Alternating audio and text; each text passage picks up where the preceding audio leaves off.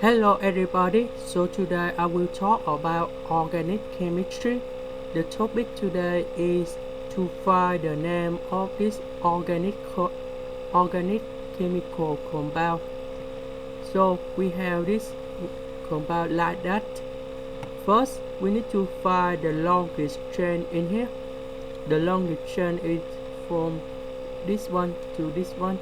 That's about 1, 2, 3, 4, 5, 6 and 7. Now we can put the number in here.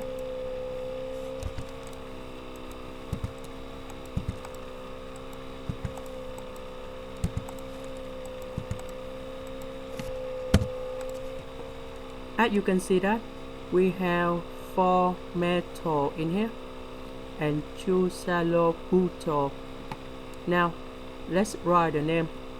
We know C should be go first, then M should be go later.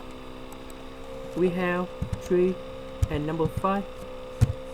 D, we open the bracket, and this is about salobutyl.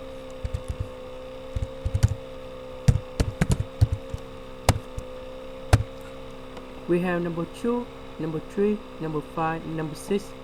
We put them in the order.